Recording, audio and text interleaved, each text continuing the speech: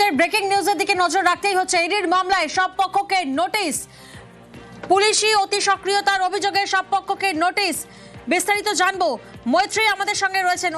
মৈত্রী, ইডির মামলায় নির্দেশ সুপ্রিম কোর্টে, ঠিক কি কি নির্দেশ দেওয়া হয়েছে? দেখো, সুপ্রিম কোর্টের তরফ থেকে মামলা শোনার সিদ্ধান্ত নেওয়া হলো এবং যে ইঙ্গিত পাওয়া যাচ্ছিল সুদানি যেভাবে চলছিল তাতে মনেই হচ্ছিল যে সর্বোচ্চ আদালত এই মামলাটি গ্রহণ করবে। সর্বোচ্চ আদালতের তরফ থেকে স্পষ্ট করে বলা হয়েছে যে যে বিষয়গুলি সামনে এসেছে, যেখানে প্রাইমা ফেসি যেখানে যেটা আসছে যে সেখানে যে কেন্দ্রীয় তদন্তকারী যে সংস্থা রয়েছে তাদেরকে রাজ্যের এজেন্সি বারবার করে ইন্টারফেয়ার করছে এবং সেই জায়গাটাতে যাতে তাদেরকে কোনোভাবেই প্রোটেক্ট না করা হয় এবং যদি এই পরিস্থিতি চলতে দেওয়া হতে থাকে তাহলে পরবর্তীকালে আইন শৃঙ্খলার পরিস্থিতি আরো অবনতি হবে, আইন শৃঙ্খলা পরিস্থিতির এবং বিশৃঙ্খলা পরিস্থিতি তৈরি হতে পারে এই রাজ্য বা অন্য রাজ্যে। তার কারণ প্রত্যেকটি রাজ্যে আলাদা আলাদা সরকার রয়েছে। ফলে সেই জায়গায় দাঁড়িয়ে তারা এটা স্পষ্ট করে দিয়েছেন যে যেমন কোনো কেন্দ্রীয় এজেন্সি কোনো সংস্থার নির্বাচন কোনো দলের নির্বাচনী কাজে হস্তক্ষেপ করতে পারে না, কিন্তু কোনো কেন্দ্রীয় সংস্থা যদি বোনাফাইড কোনো সিরিয়াস অফেন্সে তদন্ত করে তাদেরকেও কিন্তু বাধা দেওয়া যায় না। ফলে সেক্ষেত্রে দাঁড়িয়ে সব পক্ষকে নোটিশ জারি করেছে সর্বোচ্চ আদালত। 2 সপ্তাহের মধ্যে জবাব দিতে বলা হয়েছে এবং যতদিন না পর্যন্ত জবাব দেওয়া হয় ততদিন পর্যন্ত সমস্ত ডিজিটাল এভিডেন্স প্রিজার্ভ করার নির্দেশ দেওয়া হয়েছে। অর্থাৎ 8 তারিখের শুনানি চলাকালীন সেই জায়গার এবং তার আশেপাশের এলাকার যে সিসিটিভি ফুটেজ সেটাকে সংরক্ষণের নির্দেশ দেওয়া হয়েছে। এর পাশাপাশি ইডি অফিসারদের বিরুদ্ধে যে এফআইআর রুজু হয়েছিল 2টি শেক্সপিয়ার সরণি থানায় এবং 2টি ইলেকট্রনিক কমপ্লেক্স পুলিশ থানায়, সেইগুলোর ওপরেও কিন্তু স্থগিতাদেশ দিয়েছেন আজকে সর্বোচ্চ আদালত। তাদের যদিও এই স্থগিতাদেশের বিরোধিতা করা হয়েছিল অভিষেক মনু সিংভির তরফ থেকে যে তদন্তে কিভাবে বাধা দেওয়া হচ্ছে, কিন্তু রক্ষা কবচ দেওয়া যেতে পারে কিন্তু তদন্তে যেন বাধা দেওয়া না হয়। কিন্তু সেক্ষেত্রে দাঁড়িয়ে তাদের সেই আবেদন মানেনি সর্বোচ্চ আদালত। রাজীব কুমারের সাসপেনশনের ব্যাপারেও মেনশন করা হয় সলিসিটর জেনারেলের তরফ থেকে, যদিও সেক্ষেত্রেও কিন্তু কোনো পদক্ষেপ আজকেই করছে না সর্বোচ্চ আদালত। তিনি জানিয়েছেন সর্বোচ্চ আদালতের তরফ থেকে জানানো হয়েছে যে সব পক্ষকে নোটিশ দেওয়া হয়েছে এবং তারা সব পক্ষ তাদের নোটিশের জবাব দিক, তারপরে এই বিষয়ে এই মামলার শুনানি চলবে। পরবর্তী এই মামলার শুনানি 3রা ফেব্রুয়ারি হবে বলে ধার্য করা হয়েছে। বেশ মৈত্রী, তুমি আমাদের সঙ্গে থাকো। ইডির মামলায় সব পক্ষকে নোটিশ, পুলিশি অতি সক্রিয়তার অভিযোগে সব পক্ষকে নোটিশ, 2 সপ্তাহের মধ্যে জবাব দিতে হবে সব পক্ষকে। ইডির মামলায় নির্দেশ সুপ্রিম কোর্টের, ততদিন সব ডিজিটাল এভিডেন্স সংরক্ষণের জন্য নির্দেশ দেওয়া হয়েছে। ইডি আধিকারিকদের বিরুদ্ধে কোনো ব্যবস্থা নেই। 3রা ফেব্রুয়ারি ইডি মামলার পরবর্তী শুনানি। আমাদের আরেক প্রতিনিধি অর্ণব আমাদের সঙ্গে রয়েছেন। অর্ণব, সুপ্রিম কোর্টে ইডির তরফ থেকে কি কি জানানো হয়েছে? দেখো, সুপ্রিম কোর্ট পুরো ঘটনা নিয়ে বিরক্ত এবং তারা বলছেন বিচারপতি প্রিজাইডিং জজ পাঞ্চলি তিনি এই অর্ডার ডিকটেট করার সময় যে শব্দবন্ধ লিখলেন তার মধ্যে উল্লেখযোগ্য একটি শব্দবন্ধ রুল অফ ল।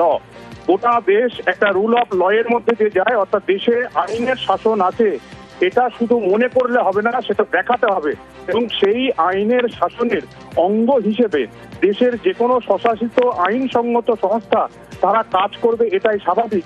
কিন্তু আইনসঙ্গত একটি সংস্থা ইডি তারা যখন কাজ করতে গিয়ে বাধা পাচ্ছে এবং একটি পলিটিক্যাল পার্টি তাদের নাম করে সেখানে তাদের ডকুমেন্ট রয়েছে সেটাকে নিতে যাচ্ছে এবং সেক্ষেত্রে একাধিক পুলিশ কর্তা বা বিভিন্ন যার বিরুদ্ধে অভিযোগ রয়েছে ইডির, সেই বিষয়টা যখন সামনে আসছে সেক্ষেত্রে একটি রাজ্যে এই আইনসঙ্গত সংস্থার কাজ করার সময় আইনি প্রশ্ন উঠে যাচ্ছে, সেখানে আদৌ আইনের শাসন রয়েছে কি না।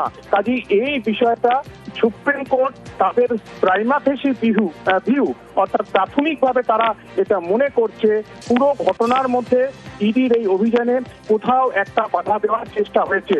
তাই এই মামলায় অর্থাৎ প্রথম যে 2টি মামলা হয়েছিল সোমবার দিন, এই 2টি মামলা, 1 ইডির করা এবং 2 ইডির অফিসারদের করা, এই 2 মামলায় যারা মামলায় সেক্ষেত্রে তৃণমূল কংগ্রেসের তরফে যিনি চেয়ারম্যান দলের, একই সঙ্গে বিজেপি কলকাতার পুলিশ কমিশনার, ডিসি সাউথ, এছাড়াও আরো যারা রয়েছেন তাদের প্রত্যেককে যারা রেসপন্ডেন্ট রয়েছেন তাদেরকে নোটিশ ইস্যু করছে। তাদের বিরুদ্ধে ইডি মামলা করে যে অভিযোগগুলো আনা হয়েছে সেই সংক্রান্ত বিষয়ে তাদের যুক্তি বা তাদের আইনি কোনো ব্যাখ্যা রয়েছে কিনা সেটাই জানার জন্য। অর্থাৎ সুপ্রিম কোর্ট কোনো নির্দেশ দান করার আগে নোটিশ ইস্যু করিয়ে সুপ্রিম কোর্টে নোটিশ দিচ্ছে, নট যে মামলাকারী, এক্ষেত্রে ইডি কি মামলার নোটিশ দিচ্ছে তা নয়, সুপ্রিম কোর্ট নোটিশ দিয়ে প্রত্যেককে অবগত করছে তাদের বিরুদ্ধে সুপ্রিম কোর্টে মামলার মাধ্যমে যে অভিযোগ এসছে সেই সম্পর্কে তাদের বক্তব্য কি বা তাদের যুক্তি কি বা তাদের যুক্তি জাল বা আইনসঙ্গত ব্যাখ্যা কি।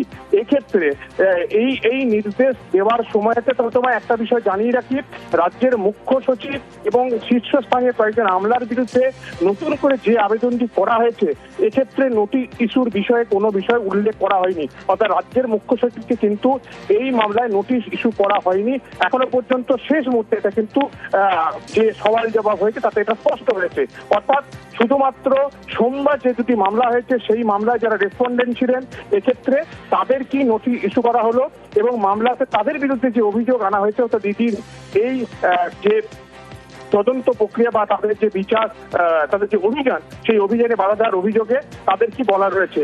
এক্ষেত্রে দুই কমিশনারেট এরিয়া অর্থাৎ একদিকে বিধাননগর অন্যদিকে কলকাতা পুলিশ দুটি থানাতে যা যা এফআইআর হয়েছে, নট দুটি এফআইআর, এই সংক্রান্ত বিষয়ে কোনো এফআইআর হলে সেটার উপর স্থগিতাদেশ থাকছে, সেই এফআইআর কোনো রকম আর তদন্ত প্রক্রিয়া এগোবে না।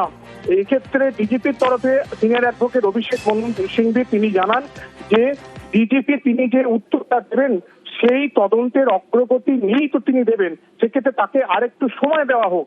এক্ষেত্রে স্পষ্ট জানিয়ে দিয়েছে সুপ্রিম কোর্ট নতুন করে কোনো সময় মঞ্জুর নয়, এই সময়কালের মধ্যেই উত্তর দিতে হবে নোটিশের এবং 3রা ফেব্রুয়ারি মামলা শুনানি আসবে। প্রাথমিকভাবে সুপ্রিম কোর্ট চাইছিল এই মামলা আগামী সপ্তাহে শুনানি করে এর একটা অন্তর্বর্তী নির্দেশ দেওয়া বা পর্যবেক্ষণ রাখার দিকে এগোতে, অর্থাৎ 3 দিনের মধ্যে এই পুরো নোটিশ এবং এই রিপ্লাইটা তারা কমপ্লিট করতে চাইছিল এবং কপিল সিব্বল সিনিয়র অ্যাডভোকেট রাজ্যের তরফে যিনি সওয়াল করেছিলেন তার যুক্তি বা বক্তব্য শুনে সেটা 2 সপ্তাহ এক্সটেন্ড করেছে। তাই নতুন করে আর কোনো সময় নয়, 3রা ফেব্রুয়ারি এই মামলার শুনানি হবে। সব মিলিয়ে যেমনটা আজকে সুপ্রিম কোর্ট প্রথম আর্থেই এই মামলা শোনার সময়তেই বলে দিয়েছিল serious matter, we are examining this complaints, অর্থাৎ এই ধরনের অভিযোগ যাদের ইডি তুলবে সেটা তারা যাচাই করবে, খতিয়ে দেখবে এবং তারা নোটিশ ইস্যু করবে। তারপর একাধিকবার সওয়াল জবাব হলো এবং অভিষেক মনু সিংভি এবং কপিল সিবাল তারা প্রাণপণ চেষ্টা করলেন তাদের আইনি সওয়ালের মাধ্যমে মামলা হাইকোর্টে ফিরিয়ে আনতে, কিন্তু সেই আইনি যুক্তির ধার সুপ্রিম কোর্টের প্রাথমিক পর্যবেক্ষণের কাছে শেষমেশ হার মানলো এবং মামলাটা সুপ্রিম কোর্ট গ্রহণ করলো।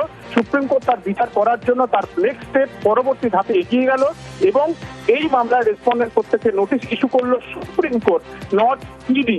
সুপ্রিম কোর্ট মামলায় নোটিশ ধরিয়ে এই যারা বিবাদী রয়েছে মামলা তাদেরকে তাদের বক্তব্য বা যুক্তি সেটা 2 সপ্তাহের মধ্যে দেওয়ার নির্দেশ জারি করলো।